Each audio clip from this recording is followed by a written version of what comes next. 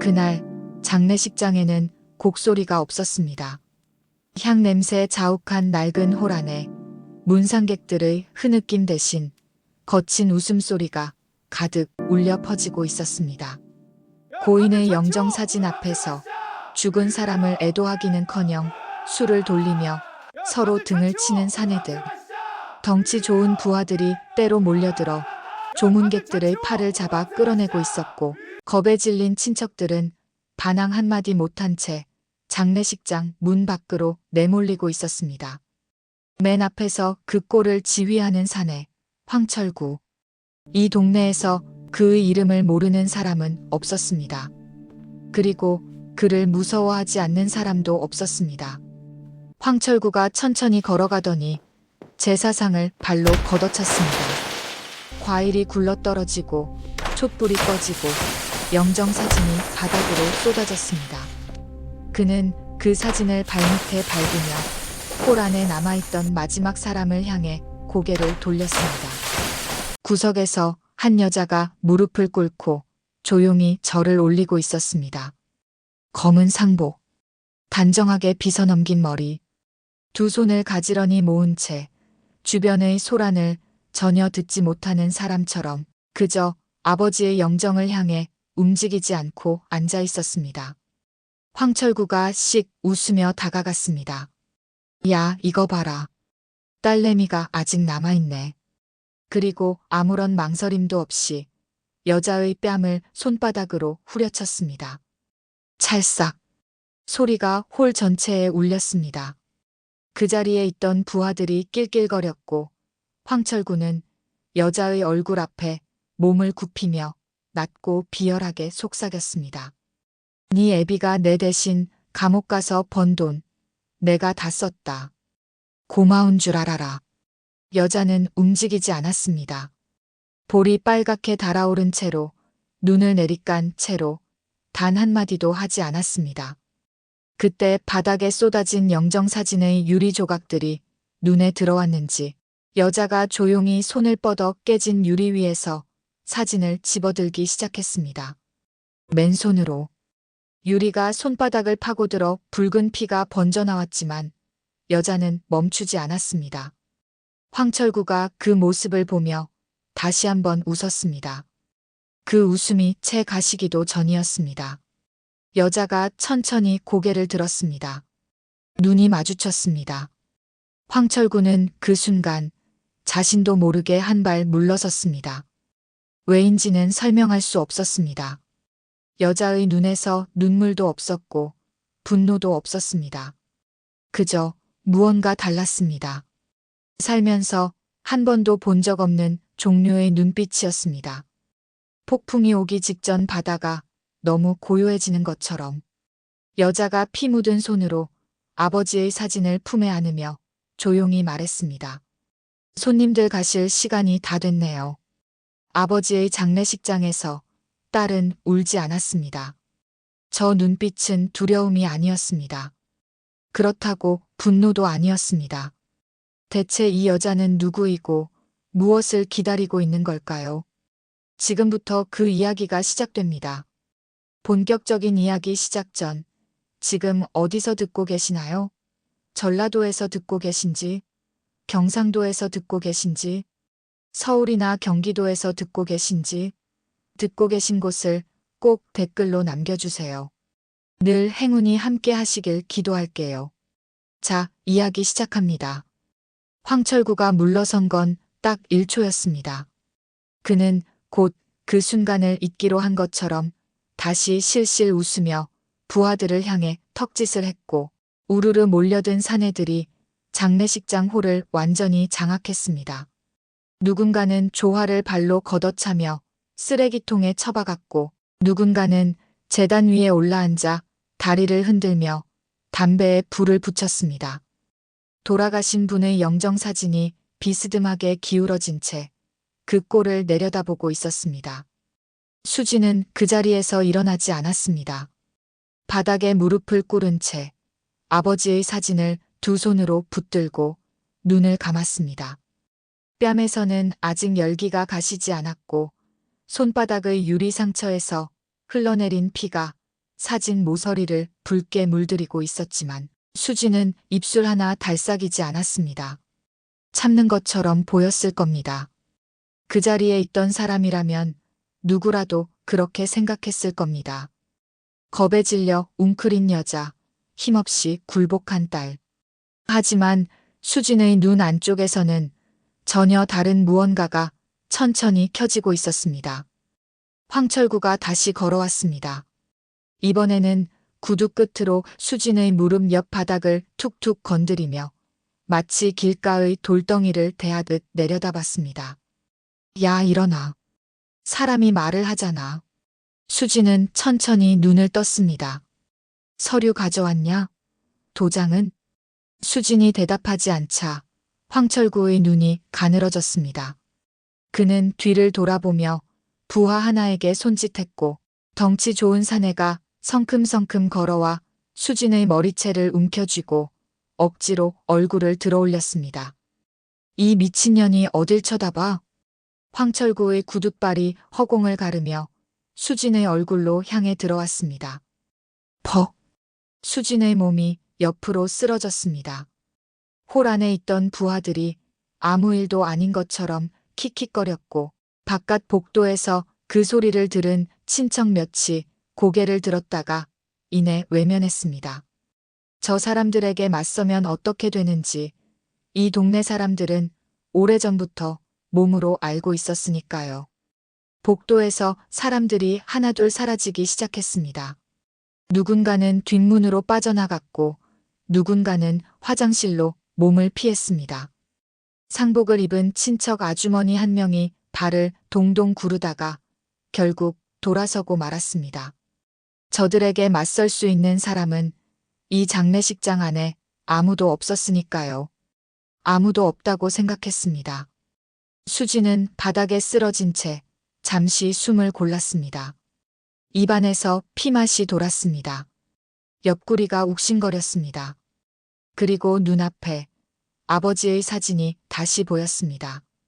깨진 유리 속에서 아버지는 여전히 환하게 웃고 있었습니다. 그 웃음을 보는 순간 15년 전 기억이 밀려왔습니다. 12살이었습니다. 학교에서 돌아오니 집 앞에 경찰차가 2대 서 있었고 아버지는 포승줄에 양손이 묶인 채 계단 아래로 끌려 내려오고 있었습니다. 아버지는 딸의 얼굴을 보자마자 눈을 감았습니다. 차마 마주치지 못하는 눈빛이었습니다. 수지는 달려가 아버지의 소매를 잡으려 했지만 경찰이 팔로 가로막았고 그 너머에서 황철구가 서 있었습니다. 그때도 지금과 똑같은 얼굴로 똑같이 웃으면서 그 웃음이 15년이 지난 지금 눈앞에 다시 있었습니다. 수지는 천천히 손을 뻗어 바닥을 짚었습니다. 황철구의 발치 가까이에 아버지의 낡은 시계가 떨어져 있었습니다. 아버지가 교도소에 들어가기 전까지 손목에서 한 번도 풀지 않았던 그 시계였습니다. 수지는 아무도 모르게 시계를 집어 손 안에 감쌌습니다. 그리고 그것을 가슴 깊이 품었습니다. 이 시계 안에는 비밀이 있었습니다. 아버지가 마지막 면회 자리에서 귓속말로 알려준 것. 수지는 오늘을 위해 그것을 15년 동안 기다려왔습니다. 황철구가 부하들에게 소리쳤습니다. 전현 끌어다 방에 가둬놔라. 서류에 도장 찍을 때까지 내보내지 마라. 수지는 질질 끌려가면서도 눈을 감지 않았습니다. 시계를 쥔 손에 힘이 들어갔습니다. 이제 1시간이었습니다. 가두어진 방은 장례식장 제일 안쪽 창문 하나 없는 작은 공간이었습니다. 부하 둘이 문 밖에 버티고 서는 소리가 들렸고 황철구가 복도를 걸으며 내뱉는 말소리도 문틈으로 새어 들어왔습니다. 서류 준비해놔라. 도장이랑 같이. 전현이 버티면 손가락부터 하나씩 접어. 웃음소리. 수지는 그 소리를 들으며 벽에 등을 기댔습니다. 그때 문이 조심스럽게 열렸습니다. 작고 굽은 등의 할머니 한 분이 고개를 내밀었습니다. 장례식장 바로 옆 시장에서 국밥집을 하신다는 최할머니였습니다. 부하들이 막으려 하자 할머니는 눈을 부라렸습니다. 밥도 못 먹은 사람한테 밥 갖다 주는 게 무슨 잘못이야. 비켜요. 할머니의 기세에 눌렸는지 부하들이 머뭇거리다 비켜섰습니다. 할머니는 작은 쟁반을 들고 들어와 수진 앞에 내려놓았습니다. 흰 쌀밥과 된장국, 그리고 깍두기 한 종지였습니다. 손수 가져온 것이었습니다. 먹어요. 아무것도 못 먹었잖아. 수지는 숟가락을 들었다가 잠시 멈췄습니다. 할머니, 아버지 생전에 자주 오셨어요? 할머니가 고개를 끄덕였습니다. 목이 메는 듯 잠시 말을 고르더니 낮게 말했습니다. 매일 왔지. 국밥 한 그릇씩 먹으러. 근데 밥은 거의 안 먹고 사진만 꺼내보다 가더라고요. 당신 딸 사진. 수지는 아무 말도 하지 않았습니다. 복도에서 황철구의 목소리가 다시 들려왔습니다. 빨리빨리 움직여. 오늘 안에 끝내야 해. 부하들의 발소리가 바삐 오갔습니다. 할머니는 그 소리에 몸을 움츠리며 수진의 손을 꼭 잡았습니다. 손이 떨리고 있었습니다. 참아요. 할머니가 속삭이듯 말했습니다. 저 사람들은 괴물이에요. 내가 여기서 몇 년을 봤는데 저 사람들한테 맞서면 어떻게 되는지 나는 알아. 제발 살아서 나가요. 아버지도 그걸 원하셨을 거야. 할머니의 눈에서 눈물이 흘러내렸습니다. 수지는 그 눈물을 바라보며 천천히 밥을 한술 떴습니다. 목구멍으로 넘어가는 밥이 어쩐지 짜게 느껴졌습니다. 눈물이 차오를 것 같았지만 수지는 삼켰습니다. 지금은 울 때가 아니었습니다. 문 밖에서 부하의 목소리가 들렸습니다. 형님, 경찰차 왔습니다. 박경위인 것 같은데요. 그리고 황철구의 웃음소리. 어이고, 잘 왔네. 모셔와. 할머니가 수진의 손을 더 꽉 쥐었습니다. 수진은 밥그릇을 내려놓고 조용히 일어섰습니다. 그리고 부엌을 나서기 전 뒤를 돌아보며 말했습니다. 할머니, 걱정 마세요. 저 도망 안 가요. 할머니는 그 말이 무슨 뜻인지 이해하지 못한 채 다만 수진의 눈빛에서 무언가 이상한 것을 느끼고 그 자리에 굳어버렸습니다. 수진은 다시 방으로 돌아와 앉았습니다. 불도 켜지 않은 어두운 공간에서 낡은 가방의 안쪽 주머니에 손을 집어넣었습니다. 손에 잡힌 것은 작고 단단한 금속 장치였습니다. 특수전사령부 마크가 찍힌 비밀교신 장치. 수진이 버튼을 누르자 짧은 신호음이 한 번 울렸습니다. 그리고 저 너머에서 응답이 왔습니다. 팀장님, 대기 중입니다. 수진이 낮게 말했습니다. 예정대로 간다.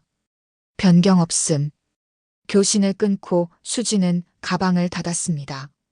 복도에서는 황철구와 박경위가 나누는 웃음소리가 벽을 넘어 들려오고 있었습니다. 수진은 눈을 감았습니다. 아버지가 마지막 면회 때 했던 말이 귓가에 울렸습니다.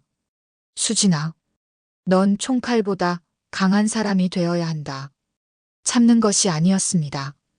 가장 고통스러운 방식으로 가장 정확한 순간에 끝을 내기 위해 기다리고 있는 것이었습니다. 황철구는 그것을 아직 몰랐습니다. 그런데 바로 그때였습니다. 문이 벌컥 열리더니 부하 하나가 들어서며 수진의 팔을 낚아챘습니다. 황철구가 부른다는 것이었습니다. 손에는 상속 포기 각서와 도장이 들려 있었습니다. 오늘 밤 안에 찍지 않으면 살아서 나가지 못한다는 말과 함께 복도를 끌려나가는 수진의 귀에 박경위의 목소리가 들렸습니다. 고소 취하시켜 빨리. 수진의 눈이 가늘어졌습니다. 홀안은 담배 연기와 술 냄새로 가득했습니다. 황철구는 재단 앞 의자를 끌어다 거꾸로 걸터앉은 채 수진이 끌려 들어오는 것을 팔짱을 끼고 바라봤습니다. 박경위는 그 옆에 나란히 서서 수진을 위아래로 훑어봤습니다. 수진은 두 사람을 번갈아 바라봤습니다. 조폭과 경찰이 나란히 서 있었습니다. 박경희가 먼저 입을 열었습니다. 아가씨, 나도 바쁜 사람이에요. 솔직히 말할게요. 지금 넣은 고소장 다 취하해요. 네 아버지가 원래 질이 안 좋았잖아요. 괜히 건드렸다가 아가씨만 더 힘들어져. 조용했습니다. 질이 안 좋았다. 포승줄에 묶여 끌려가던 아버지가 교도소 안에서 딸에게 편지를 쓰면서도 걱정하지 말라고 아빠는 괜찮다고 적었던 그 아버지가 15년을 혼자 버티다가 작은 고시원 방에서 쓸쓸히 눈을 감은 그 아버지가 질이 안 좋은 사람이었다고. 수지는 눈을 감았습니다. 그리고 아무 말도 하지 않았습니다. 박경희는 더 할 말이 없다는 듯 황철구 쪽으로 몸을 돌렸고 두 사람은 나란히 걸으며 작은 목소리로 무언가를 나눴습니다. 웃음소리도 들렸습니다. 황철구가 서류 뭉치를 집어 수진의 가슴팍에 던졌습니다. 도장 찍어. 상속 포기, 재개발 동의 2개만 찍으면 돼. 서류가 바닥으로 흘러내렸습니다. 수진은 그것을 내려다봤습니다. 아버지가 평생을 지키려 했던 이 땅을 황철구에게 통째로 넘기는 서류들이었습니다. 안 찍으면? 황철구가 피식 웃으며 수진의 머리채를 한 손에 움켜쥐고 얼굴을 바짝 당겼습니다. 야, 이년아. 네 애비가 왜 감옥에서 썩었는지 알아? 내가 시켰으니까. 판사도 검사도 저기 박경희도 다 내가 움직인 거야. 그런데 네가 뭘 어떻게 하려고? 수지는 머리채가 잡힌 채로 눈을 감지 않았습니다. 황철구를 똑바로 바라봤습니다. 그 눈빛이 마음에 걸렸는지 황철구는 수진을 밀쳐내고 부하들에게 눈짓했습니다. 사내 둘이 수진의 양팔을 잡아 꼼짝 못하게 고정시켰습니다. 황철구가 서류와 도장을 직접 집어들고 수진 앞으로 걸어왔습니다. 손가락 하나만 움직이면 돼. 그럼 오늘 밤 살아서 나가게 해줄게. 수진은 그 얼굴을 가만히 바라보다가 천천히 손을 들었습니다. 도장 대신 만년필이었습니다. 품에서 꺼낸 만년필 끝을 황철구의 손등에 수직으로 내리찍었습니다. 퍽! 황철구의 비명이 홀 안을 가득 채웠습니다.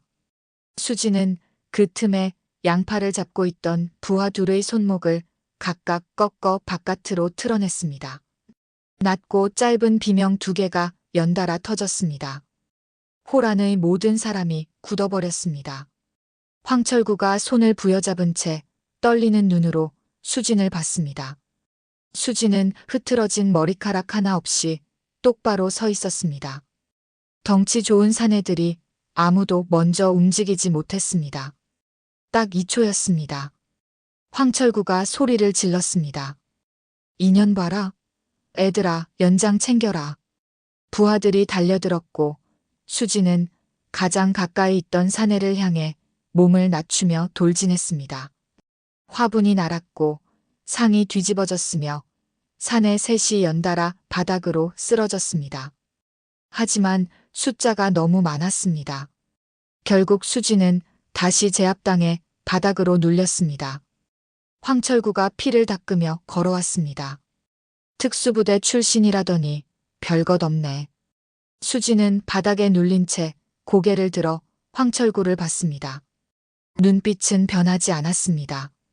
간신히 몸을 추스른 수진이 화장실로 들어가 문을 잠갔습니다. 거울 앞에 섰습니다. 뺨이 부어 있었고 입가에 피가 말라 있었습니다. 수진은 그 얼굴을 물끄러미 바라봤습니다. 아버지의 목소리가 들렸습니다. 수진아, 넌 총칼보다 강한 사람이 되어야 한다. 수진은 주먹을 들었습니다. 쾅! 거울이 산산조각 났습니다. 손마디에서 피가 번졌습니다.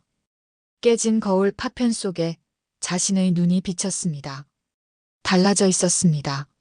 참고 기다리던 눈이 아니었습니다. 되돌릴 수 없는 선을 넘기로 한 사람의 눈이었습니다. 수진이 낮게 말했습니다. 아빠, 이제 시작할게. 그 순간 화장실 밖에서 장례식장 정문이 쾅 닫히는 소리가 들렸습니다. 그리고 잠기는 소리. 황철구의 목소리가 들렸습니다. 뭐야, 이게 왜 잠겨? 아무도 대답하지 못했습니다. 수지는 거울 파편을 내려놓으며 눈을 감았습니다. 일시간이 됐습니다. 장례식장 정문이 잠긴 뒤 홀 안이 갑자기 조용해졌습니다. 황철구가 부하들에게 소리를 질렀고 사내들이 문을 두드리고 당겨보는 소리가 한동안 이어졌습니다. 하지만 문은 열리지 않았습니다. 창문을 열어보려는 소리도 들렸습니다. 역시 마찬가지였습니다. 황철구의 목소리가 점점 높아졌고 그 안에 처음으로 당황한 기색이 섞여들었습니다. 수지는 화장실 문을 열고 천천히 걸어 나왔습니다. 아무도 수진을 보지 않고 있었습니다. 모두 문과 창문에 정신이 팔려 있었습니다. 수지는 그 혼란 속을 조용히 가로질러 빈소 옆 작은 방으로 들어갔습니다. 문을 닫고 벽에 등을 기댔습니다. 이제 작전 개시까지 정확히 50분이 남아 있었습니다. 수지는 바닥에 천천히 주저앉았습니다. 손마디의 통증이 뒤늦게 밀려왔고 뺨의 열기도 아직 가시지 않았습니다. 몸 곳곳이 쑤셨습니다. 하지만 수지는 그 고통보다 더 오래된, 훨씬 더 깊은 곳에서 올라오는 무언가를 느끼고 있었습니다. 가슴 안쪽에서 아버지가 걸어오고 있었습니다. 수진이 처음 아버지의 편지를 받은 것은 교도소에 들어가신 지 석 달이 지났을 때였습니다. 12살짜리 딸이 혼자 고모집에 맡겨진 지 석 달째 되던 날 구겨진 봉투 하나가 도착했습니다. 편지지 한 장에 빽빽하게 눌러 쓴 글씨. 수지는 그 편지를 지금도 통째로 외우고 있었습니다. 딸아, 아빠는 괜찮다. 밥도 잘 먹고 잠도 잘 잔다. 걱정하지 마라. 너는 공부 열심히 하고 고모 말 잘 듣고 아프지 마라. 나라를 지키는 사람이 되어다오. 아빠는 항상 내 편이다. 나라를 지키는 사람이 되어다오. 어린 수지는 그 말이 무슨 뜻인지 정확히 알지 못했습니다. 그냥 좋은 사람이 되라는 말이겠거니 하고 생각했습니다. 그래서 공부했습니다. 운동했습니다. 더 강해지려고 했습니다. 아버지가 돌아왔을 때 부끄럽지 않은 딸이 되고 싶었습니다. 그런데 아버지는 1년이 지나도 돌아오지 않았습니다. 2년이 지나도 5년이 지나도 돌아오지 않았습니다. 면회를 가면 아버지는 언제나 괜찮다고만 했습니다. 밥 잘 먹고 있다고, 걱정하지 말라고, 너는 내 길을 가라고. 수지는 그 말을 들을 때마다 대답했습니다. 네, 아빠. 저 괜찮아요. 잘 지내고 있어요. 둘 다 거짓말이었습니다. 수진이 707에 지원한 것은 22살 때였습니다. 그때는 진심으로 그것이 아버지를 위한 일이라고 생각했습니다. 나라를 지키는 사람이 되어다오 라는 말을 지키는 것이라고 생각했습니다. 합격 통보를 받던 날 밤 수지는 혼자 울었습니다. 기쁨이 아니었습니다.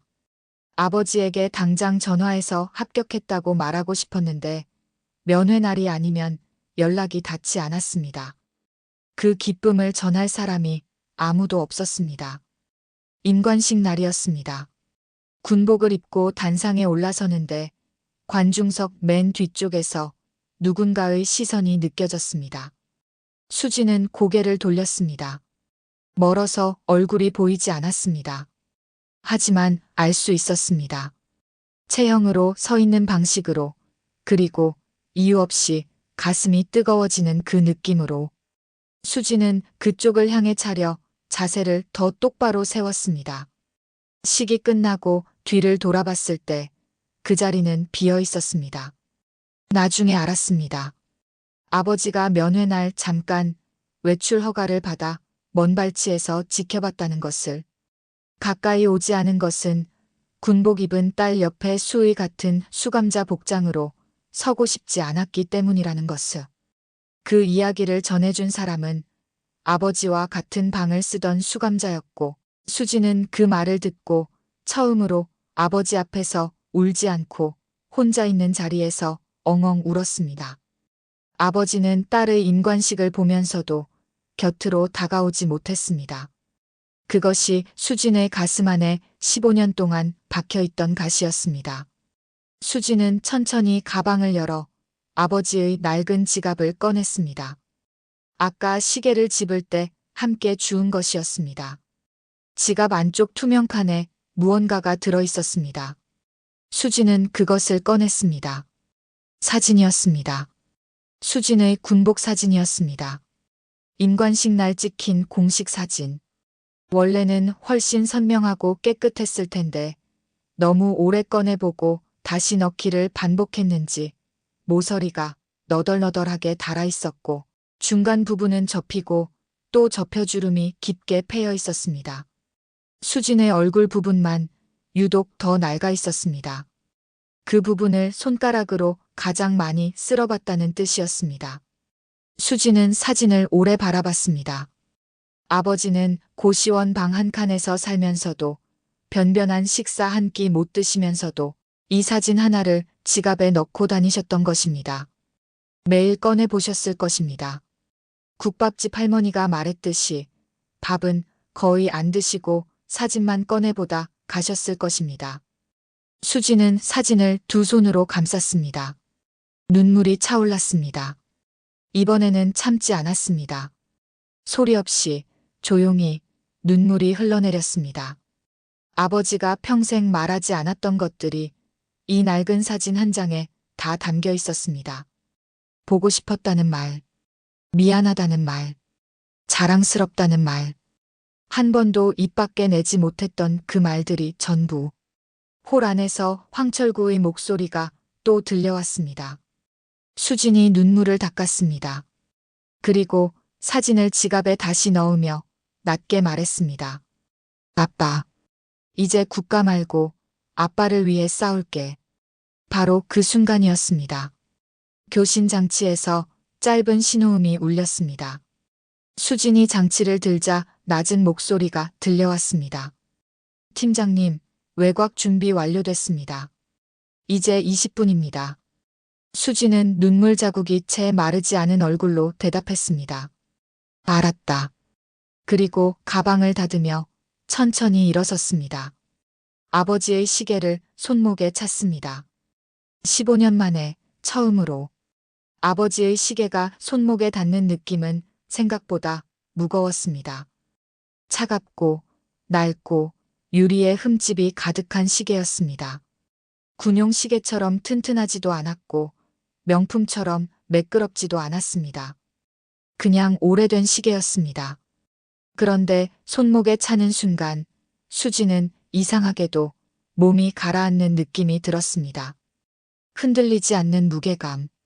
15년 동안 아버지가 이 시계를 차고 버텼던 것처럼 이제 수진이 이것을 차고 끝을 내야 한다는 것이 온몸으로 느껴졌습니다.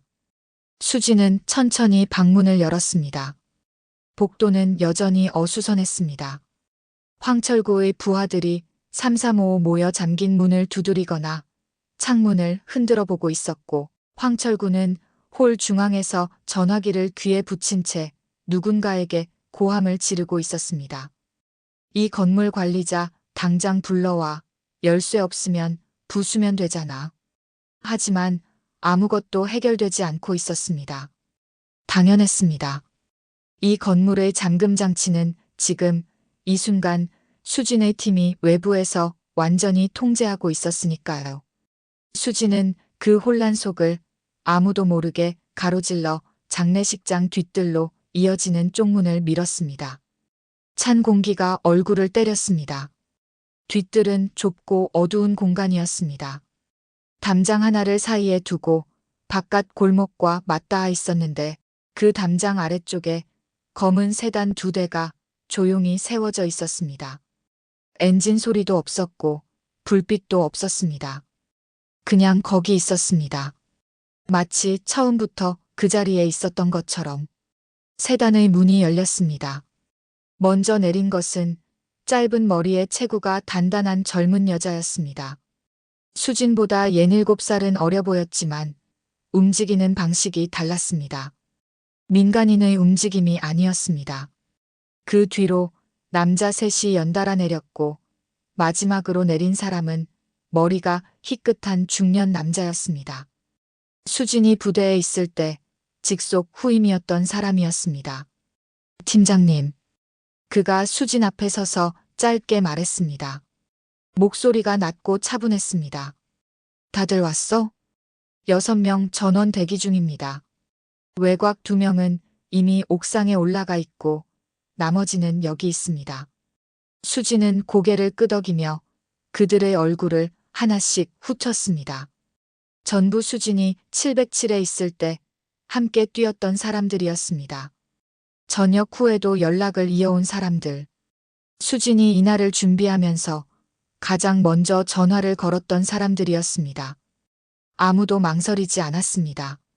팀장님이 부르면 간다고 단 한 명도 빠짐없이 대답했습니다. 수진이 낮게 말했습니다. 고마워. 다들. 짧은 머리 여자가 검은 가방을 열었습니다. 안에 장비들이 정돈되어 있었습니다. 수진은 그중 하나를 집어들고 무게를 확인했습니다. 손에 익은 무게였습니다. 오래된 감각이 깨어나는 느낌이었습니다. 중년 남자가 수진의 옆에 서며 낮게 말했습니다. 팀장님, 안에 몇 명입니까? 황철구 포함해서 20명 안팎. 박경희도 있어. 부패 경찰까지요. 응. 남자가 잠깐 숨을 고르더니 말했습니다. 녹음은 됐습니까? 수진이 고개를 끄덕였습니다. 아버지 살아계실 때부터 준비한 거야. 황철구가 아버지한테 직접 자백한 내용 전부 다 있어.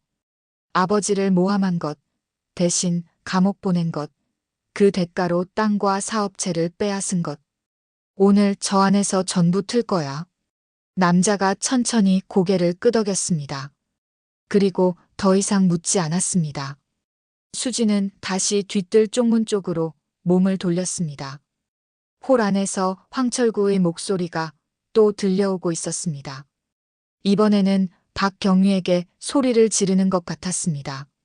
당신 경찰이잖아. 뭔가 해봐. 박경희가 무어라 대꾸하는 소리도 들렸습니다. 두 사람 다 갇혀 있다는 사실에 당황하기 시작한 것이었습니다.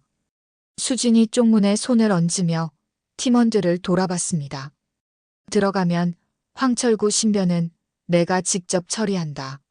나머지는 부하들 정리하고 박경희 수갑 채워. 과잉 없이 정확하게. 팀원들이 일제히 고개를 끄덕였습니다. 짧은 머리 여자가 작게 말했습니다. 팀장님, 명령만 내리십시오. 수진은 잠시 눈을 감았습니다. 아버지의 시계가 손목에서 차갑게 느껴졌습니다. 아버지가 교도소에서 혼자 버텼던 그 시간들이 고시원 방에서 딸의 사진을 꺼내보며 보냈던 그 밤들이 마지막 면회에서 하고 싶은 말을 다 삼키고 돌아섰던 그 뒷모습이 한꺼번에 밀려왔습니다. 수진이 눈을 떴습니다. 그리고 쪽문을 밀었습니다. 홀 안으로 들어서는 순간 황철구와 눈이 마주쳤습니다. 황철구가 굳었습니다. 방에 가뒀던 여자가 혼자 걸어 들어오는 것도 이상했지만 그 눈빛이 아까와 완전히 달라져 있었습니다.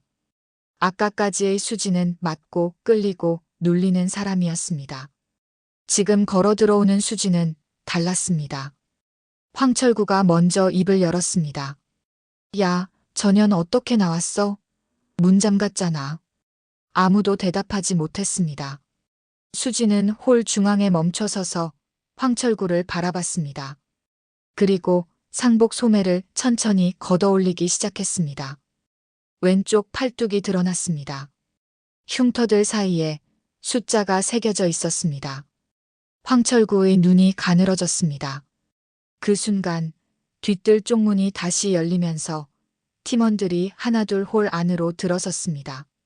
조용했습니다. 뛰어오거나 소리를 지르지 않았습니다. 그냥 걸어 들어왔습니다. 그런데 그 조용함이 오히려 더 무서웠습니다. 황철구의 부하들이 웅성거리기 시작했고 누군가는 뒷걸음질을 쳤습니다. 황철구가 소리쳤습니다. 뭐야, 이 새끼들은 누구야? 수진이 나지막하게 말했습니다. 우리 식구들이에요. 황철구의 얼굴에서 처음으로 웃음이 완전히 사라졌습니다. 그는 재빠르게 손을 뒤로 뻗었습니다. 품 안 어딘가에서 무언가를 꺼내려는 동작이었습니다. 수지는 그것을 보고도 움직이지 않았습니다. 오히려 입꼬리가 아주 천천히 올라갔습니다. 황철구, 당신이 꺼내려는 게 뭔지, 그리고 그게 왜 소용없는지 이제 곧 알게 될 테니까요. 황철구가 꺼낸 것은 총이었습니다. 낡았지만 손에 익은 듯 자연스럽게 쥔 것을 보면 처음 드는 것이 아니었습니다. 그는 총구를 수진을 향해 겨누면서 뒤로 천천히 물러섰고 팀원들이 움직이려 하자 총구를 휘두르며 소리쳤습니다. 꼼짝 마. 움직이면 인연 머리통 날려버린다. 팀원들이 멈췄습니다. 수진도 움직이지 않았습니다. 총구가 자신의 이마를 향하고 있었지만 수진은 황철구의 눈을 바라봤습니다. 손이 떨리고 있었습니다. 겁을 먹은 사람이 총을 들면 오히려 더 위험하다는 것을 수진은 알고 있었습니다. 훈련받지 않은 손은 방아쇠를 예측할 수 없는 순간에 당깁니다.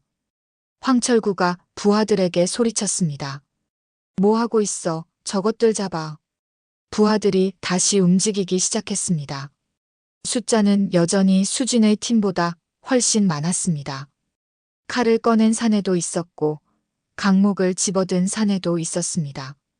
팀원들이 맞받아쳤고 홀 안이 순식간에 뒤엉켰습니다. 의자가 날았고 화환이 쓰러졌으며 재단이 다시 한번 충격으로 흔들렸습니다. 그 혼란 속에서 황철구는 수진에게서 눈을 떼지 않았습니다. 부하 2명이 수진의 양옆으로 달려들었습니다. 수진이 한 명을 팔꿈치로 쳐내는 사이 다른 한 명이 등 뒤에서 팔을 감아 조였습니다. 수진은 몸을 낮춰 빠져나오려 했지만 세 번째 사내가 달려들어 다리를 걸었고 수진의 몸이 바닥으로 쓰러졌습니다. 3명이 한꺼번에 눌렀습니다.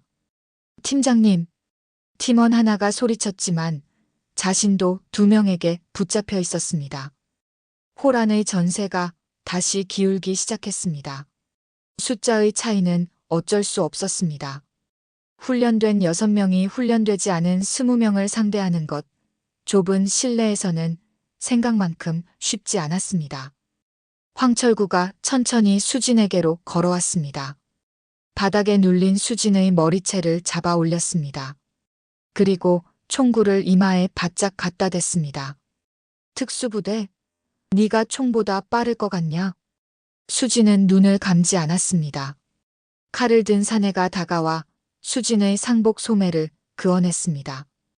팔뚝에 선명하게 붉은 선이 그어졌습니다. 707 문신 바로 위였습니다. 수진의 입술이 굳게 다물렸습니다. 통증이 밀려왔지만 소리를 내지 않았습니다. 황철구가 웃었습니다. 어디 보자. 특수부대 출신이 얼마나 버티나. 홀 안이 조용해지기 시작했습니다. 팀원들도 하나둘 제압당하고 있었습니다. 짧은 머리 여자가 2명에게 붙잡혀 있었고 중년 남자는 강목에 얻어맞아 무릎을 꿇고 있었습니다. 황철구의 부하들이 승기를 잡았다는 듯 웃음소리를 냈습니다. 박경희가 구석에서 넥타이를 고쳐 매며 걸어 나왔습니다. 됐어요, 형님. 이제 정리합시다. 저도 오래 있으면 곤란해요. 황철구가 고개를 끄덕이며 수진의 이마에 총구를 더 세게 눌렀습니다. 마지막으로 묻는다. 도장 찍을 거야, 말 거야? 수진은 대답하지 않았습니다. 대신 천천히 고개를 숙였습니다. 총구를 피하려는 것이 아니었습니다. 손목을 바라보는 것이었습니다. 아버지의 낡은 시계. 초침이 돌아가고 있었습니다. 수지는 그것을 보며 눈을 가늘게 떴습니다. 그리고 입꼬리가 아주 천천히 올라갔습니다. 황철구가 그 표정을 보고 눈살을 찌푸렸습니다. 뭐가 웃겨? 수진이 낮고 조용한 목소리로 말했습니다. 지금 몇 시인지 아세요? 황철구가 어이없다는 표정을 지었습니다. 수진이 다시 말했습니다. 10, 9, 8. 황철구가 방아쇠에 손가락을 걸었습니다. 7. 닥쳐. 6. 인연이 진짜. 5. 황철구가 방아쇠를 당겼습니다. 딸깍. 소리만 났습니다. 총알이 나가지 않았습니다. 황철구가 굳었습니다. 다시 당겼습니다. 딸깍. 또 당겼습니다. 딸깍. 딸깍. 딸깍. 총은 끝내 아무것도 뱉어내지 않았습니다. 홀 안이 완전히 정적에 잠겼습니다. 황철구의 얼굴에서 핏기가 빠졌습니다. 수진이 바닥에 눌린 채로 황철구를 올려다보며 말했습니다. 그 총, 어젯밤에 저희 팀이 미리 손을 봤어요. 실탄을 전부 공포탄으로 바꿔뒀거든요. 황철구가 총을 떨어뜨렸습니다. 그 순간이었습니다. 장례식장 천장 쪽 창문 두 곳이 동시에 깨졌습니다. 유리 파편이 쏟아지는 소리와 함께 검은 복장의 두 사람이 로프를 타고 홀 안으로 내려왔습니다. 옥상에 대기하고 있던 팀원들이었습니다. 그들이 착지하는 순간 제압당에 있던 팀원들이 일제히 움직였습니다. 짧은 머리 여자가 자신을 붙잡고 있던 사내의 손목을 꺾어 바닥으로 내던졌고 중년 남자가 무릎을 꿇은 자세에서 그대로 앞으로 돌진해 강목을 든 사내의 명치를 가격했습니다. 전세가 뒤집혔습니다. 불과 30초 만에 황철구의 부하들이 하나둘 바닥에 쓰러지거나 벽에 몰렸습니다. 박경희가 뒷문으로 빠져나가려 했지만 이미 팀원 하나가 그 앞을 막고 서 있었습니다. 박경희가 멈칫하다가 두 손을 들었습니다. 수지는 자신을 누르고 있던 사내들을 차례로 걷어내며 일어섰습니다. 팔뚝의 상처에서 피가 흘렀습니다. 옆구리도 욱신거렸습니다.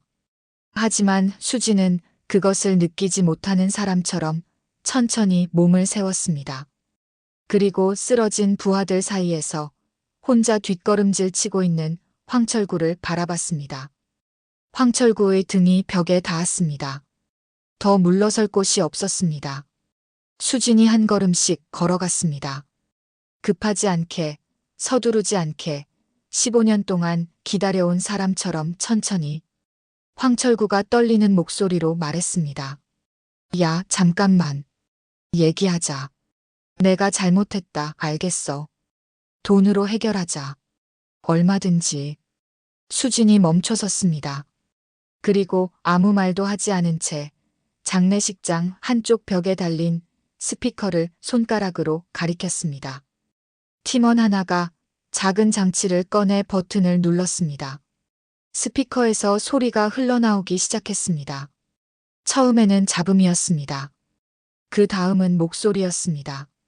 낮고 거친 목소리. 황철구의 목소리였습니다. 그리고 그 목소리가 뱉어내는 말들이 장례식장 홀 전체에 울려 퍼지기 시작했습니다. 황철구의 얼굴이 하얗게 질렸습니다. 저 녹음이 어디서 나온 것인지, 언제 녹음된 것인지, 그 안에 무슨 말이 담겨 있는지 황철구는 너무나 잘 알고 있었으니까요. 스피커에서 흘러나오는 목소리는 분명히 황철구의 것이었습니다. 녹음 상태가 완벽하지는 않았습니다. 약간의 잡음이 섞여 있었고 중간중간 바람 소리 같은 것도 들렸습니다. 하지만 목소리는 또렷했습니다. 그리고 그 목소리가 내뱉는 말들은 홀 안에 있는 모든 사람이 숨을 멈추고 들을 만큼 선명했습니다. 그 새끼가 내 대신 들어가기로 했잖아. 내가 땅이랑 사업체 챙겨주기로 했고.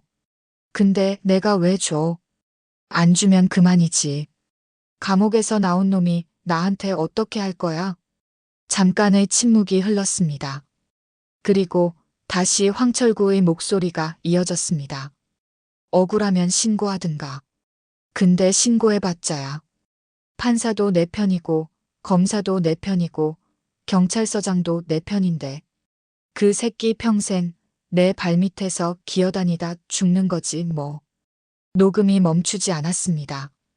황철구가 아버지를 모함하던 날의 대화가, 아버지를 감옥에 보내기로 모의하던 날의 목소리가, 그리고 아버지가 출소한 뒤에도 끝까지 짓밟겠다고 비웃던 그 말들이 차례차례 장례식장 홀 전체에 울려 퍼졌습니다. 황철구의 부하들이 서로 눈치를 봤습니다. 박경위의 얼굴이 하얗게 질렸습니다. 자신의 이름이 녹음 안에서 여러 차례 나왔기 때문이었습니다. 황철구는 벽에 등을 붙인 채 굳어 있었습니다. 수진이 천천히 그에게로 걸어갔습니다. 이 녹음은 아버지가 남긴 거예요. 수진의 목소리는 떨리지 않았습니다. 낮고 차분했습니다. 하지만 그 안에 담긴 것이 무엇인지는 듣는 사람이라면 누구나 알 수 있었습니다. 15년치의 무게였습니다. 아버지가 출소하고 나서 당신을 찾아갔던 날 기억해요? 마지막으로 한 번만 약속을 지켜달라고 했던 날. 아버지는 그날 모든 걸 녹음해뒀어요. 당신이 비웃으면서 내뱉은 말 한마디까지 전부 다. 황철구가 입술을 달싹였습니다. 무슨 말을 하려다 멈췄습니다. 그걸 아버지가 돌아가시기 전에 제게 남겨줬어요. 이게 아버지가 제게 준 마지막 선물이었습니다. 수진이 멈춰섰습니다. 황철구와의 거리가 이제 2걸음이었습니다. 당신은 아버지를 이겼다고 생각했겠죠. 감옥도 보내고 땅도 빼앗고 사업도 다 가져갔으니까. 그런데 아버지는 지지 않았어요. 마지막까지 딸한테 이걸 쥐어주고 가셨으니까요. 황철구가 갑자기 몸을 돌려 달아나려 했습니다. 수진이 움직였습니다. 1걸음, 2걸음.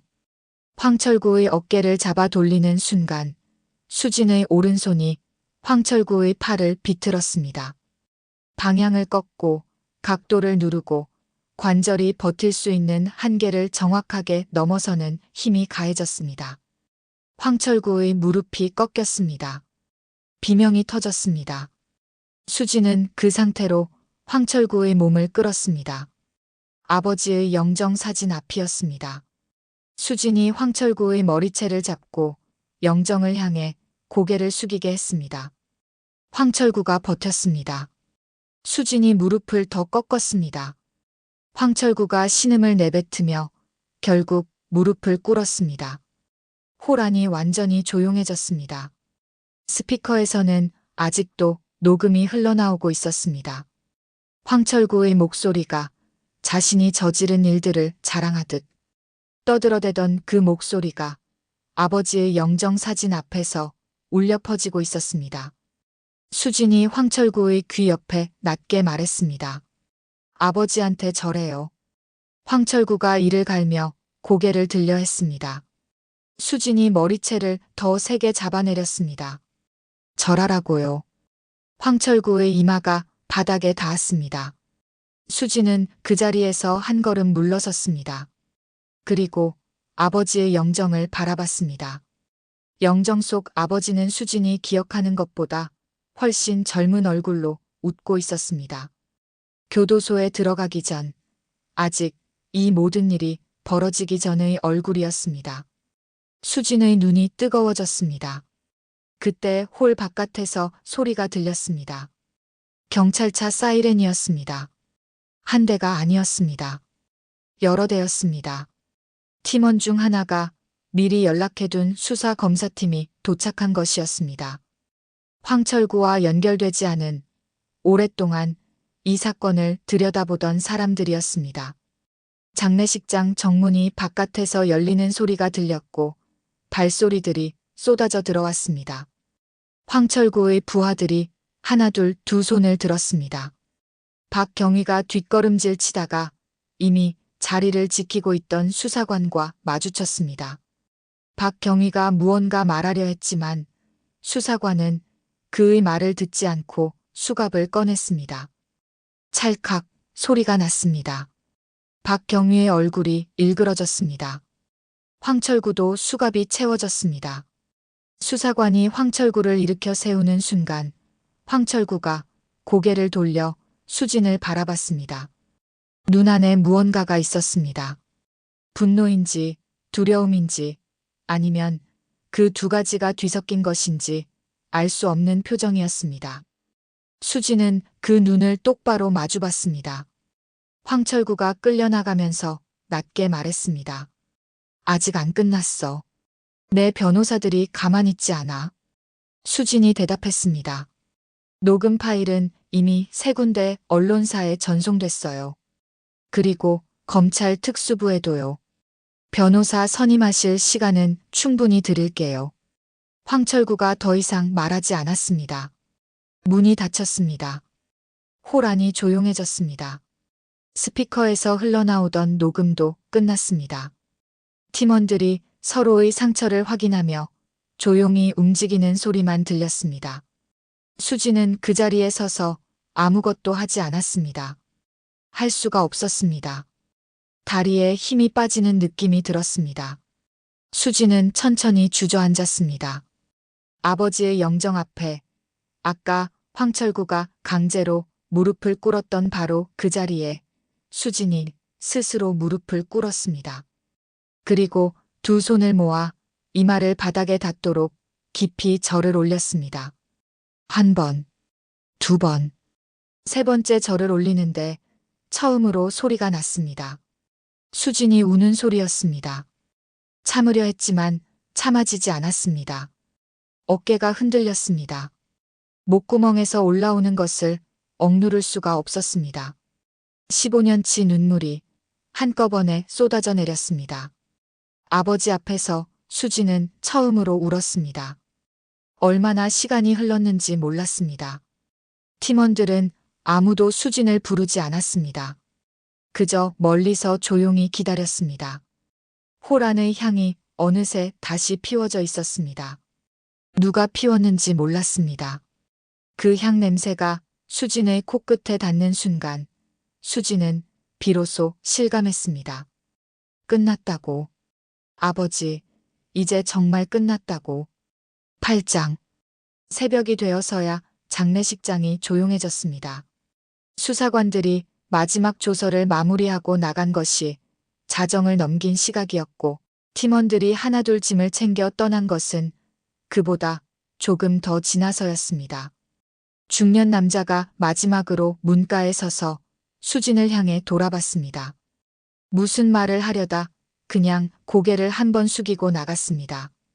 그것으로 충분했습니다. 말이 필요 없는 사람들이었으니까요. 홀 안에 수진 혼자 남았습니다. 엉망이었던 장례식장은 팀원들이 떠나기 전에 조용히 정리해 두었습니다. 쓰러진 화환이 다시 세워졌고 흩어진 재물들이 제단 위에 가지런히 올려졌으며 바닥의 유리 조각들도 치워져 있었습니다. 누가 시킨 것이 아니었습니다. 그냥 각자 알아서 한 것이었습니다. 수진은 그것을 보며 잠시 눈을 감았습니다. 빈소 안쪽 방에 단정하게 개어놓인 상복이 보였습니다. 수진은 찢기고 피 묻은 옷을 벗고 상복으로 갈아입었습니다. 거울 앞에 서서 머리를 빗었습니다. 손이 아직 떨렸습니다. 팔뚝의 상처에는 팀원이 붙여준 거즈가 감겨 있었습니다. 뺨의 멍은 내일이면 더 짙어질 것이었습니다. 하지만 수진은 거울 속 자신의 얼굴을 오래 바라보지 않았습니다. 지금 이 순간 거울보다 더 중요한 것이 있었으니까요. 수진은 다시 빈소 앞에 무릎을 꿇었습니다. 향을 새로 피웠습니다. 가느다란 연기가 천장을 향해 천천히 올라갔습니다. 영정 속 아버지가 그 연기 너머에서 웃고 있었습니다. 수진은 두 손을 모으고 이마를 숙였습니다. 아까 7장에서 울면서 올린 절과는 달랐습니다. 이번에는 차분했습니다. 흔들리지 않았습니다. 모든 것이 끝난 사람이 비로소 제대로 된 인사를 드리는 절이었습니다. 한 번, 두 번, 세 번째 절을 올리고 고개를 든 수지는 한동안 아버지의 얼굴을 바라봤습니다. 아버지가 교도소에 있던 15년 동안 수지는 아버지를 위해 아무것도 하지 못했습니다. 면회를 가도 편지를 써도 항상 아버지는 괜찮다고만 했습니다. 수진도 괜찮다고만 했습니다. 서로가 서로를 걱정시키지 않으려고 하고 싶은 말을 전부 삼키고 살았습니다. 아버지가 마지막으로 눈을 감던 날 수지는 임무 중이었고 임종을 지키지 못했습니다. 그것이 수진의 가슴 안에서 가장 오래, 가장 깊이 박혀있던 가시였습니다. 하지만 이제는 알았습니다. 아버지는 원망하지 않았습니다. 딸이 곁에 없어도 딸이 군복을 입고 어딘가에서 뛰고 있다는 것을 알고 있었으니까요. 낡은 지갑 안에 닳고 다른 딸의 사진을 넣고 다니면서 국밥집 할머니한테 밥도 안 먹고 사진만 꺼내보다 가면서 그렇게 혼자 버텼던 아버지는 딸이 결국 해낼 것이라는 것을 알고 있었던 것입니다. 그래서 녹음을 남겼고 시계를 남겼고 마지막 면회에서 그 말을 했던 것입니다. 수진아, 넌 총칼보다 강한 사람이 되어야 한다. 그 말은 훈계가 아니었습니다. 아버지가 딸에게 건넨 마지막 믿음이었습니다. 너는 할 수 있다는 아버지만이 줄 수 있는 그 믿음이었습니다. 수진이 조용히 말했습니다. 아버지, 늦어서 죄송해요. 목소리가 흔들렸습니다. 수진은 잠깐 입술을 다물었다가 다시 말을 이었습니다. 근데 이제 다 됐어요. 다 끝났어요. 아버지가 억울하게 보낸 시간들 제가 다 받아왔어요. 황철구도 박경희도 전부 법 앞에 세웠어요. 아버지 땅도 되찾을 거예요. 아버지 이름도 되찾을 거예요. 시간이 좀 걸리겠지만 꼭 그렇게 할게요. 향연기가 조용히 피어올랐습니다. 그리고 아버지. 수진이 잠깐 웃었습니다. 눈물이 맺혀 있었지만 웃음이었습니다. 저한테 왜 가까이 안 오셨어요? 임관식 날. 멀리서만 보시고 왜 그냥 가셨어요? 저 그날 아버지 오신 거 알았거든요. 수의 같은 오시면 어때요? 제 아버지인데. 왜 혼자 돌아가셨어요? 말이 끝나지 않았습니다. 수지는 고개를 숙이고 잠시 어깨를 들썩였습니다. 울음을 억누르는 것이 아니라 그냥 흘려보내는 것이었습니다. 다 괜찮으니까. 이제는 다 괜찮으니까. 한참 뒤 수진이 고개를 들었습니다. 그리고 마지막 인사를 드렸습니다. 아버지, 이제 편히 쉬세요. 다음 생엔 제 아들로 태어나세요. 그때는 제가 다 지켜드릴게요. 한 번도 혼자 두지 않을게요. 밥도 매일 챙겨드릴게요. 꼭이요. 빈소 앞이 조용했습니다. 향 냄새가 가득했습니다. 수지는 천천히 일어서서 아버지의 시계를 손목에 찼습니다. 낡고 흠집투성이인 시계. 차갑고 무거운 시계. 하지만 지금 이 순간 세상에서 가장 귀한 것이었습니다. 장례식장 문을 열고 밖으로 나섰습니다. 새벽 공기가 얼굴을 감쌌습니다. 차가웠지만 상쾌했습니다. 동쪽 하늘이 아주 조금, 어둠보다 조금 덜 어두운 빛으로 물들기 시작하고 있었습니다. 밤이 끝나려 하고 있었습니다. 그리고 눈이 내리고 있었습니다. 소리도 없이, 예고도 없이 아주 가늘고 조용한 눈이 내렸습니다. 수진이 손바닥을 펴자 눈송이 하나가 내려앉았다가 사라졌습니다. 수진은 그것을 바라보다가 고개를 들어 하늘을 봤습니다. 아무것도 없었습니다. 그냥 눈만 내렸습니다. 하지만 수진은 알 수 있었습니다. 아버지가 보내는 것이라는 것을, 수고했다는 것을, 고생했다는 것을, 그리고 이제 가도 된다는 것을. 말이 없어도 보이지 않아도 수지는 알 수 있었습니다. 15년을 함께 버텼으니까요. 서로 다른 곳에서, 서로 다른 방식으로, 하지만 같은 마음으로 버텼으니까요. 수진이 눈을 맞으며 조용히 서 있었습니다.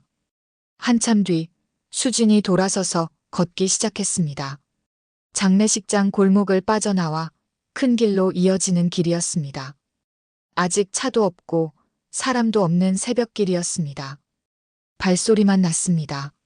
상복자락이 찬 바람에 흔들렸습니다. 손목의 시계가 차갑게 느껴졌습니다. 그래도 수지는 걸었습니다.